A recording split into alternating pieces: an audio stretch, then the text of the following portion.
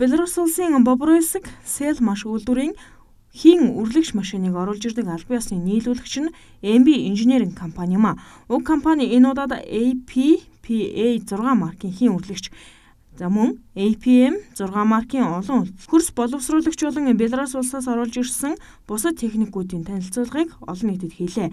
За тус компани нийлүүлж буй олон үйлдэлт машиныг Боржгон Агро компани худалдан авч газар зэрлэнгийн үйл ажиллагаанд нэвтрүүлж байна. За энэхүү үрлэгч машин нь 1000-аас 3000 га газартай аж ахуй нэгжүүдэд нэн тохиромжтой хэмээн албаныхан үзэж байгаа юм а.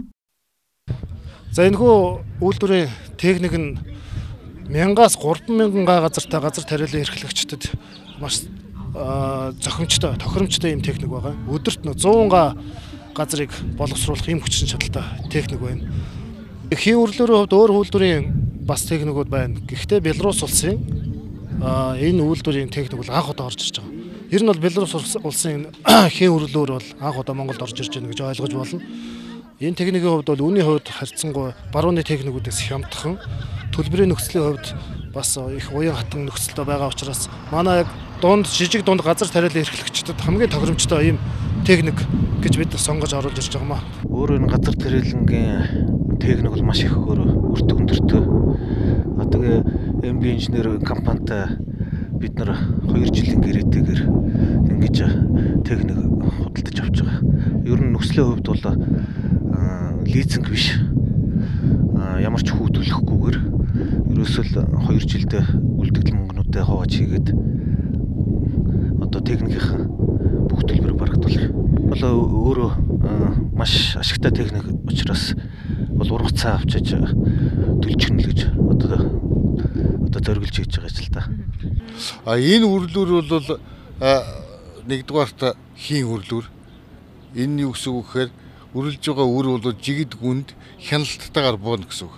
Хоёрдугаарт энэ үрлүүр энэ ижбэрлэл өдөрт 100-аас доош га тарилна гэсэн үг. Тэгэхээр Монгол орны газар тариалангийн хэтийн төлөвт бол юу гэсэн бодлого баримталж байгаа гэхээр үрлэх хугацаа, хураах хугацаа хоёр л ижилхэн байх ёстой. Тэгэхээр үрлэх хугацаа 7 хоног байх юм бол хураах хугацаа мөн л 7 хоног байх ёстой.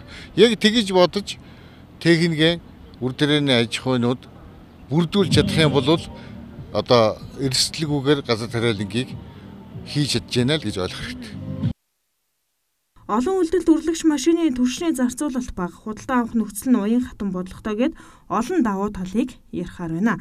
Мөн MB Engineering компанийн хувьд Бобруйск Селмаш компани техник тоног төхөөрөмжүүдийг тогтмол оруулж ирдэг учраас баталгаатай байдгийг аж ахуй нэгжүүдийн төлөөлөл онцоллоо. За уг машины давуу тал нь үрлэх, хураах хугацаа 2 адил хоногт үргэлжилдгээрээ онцлог давуу талтай байгаа юм а.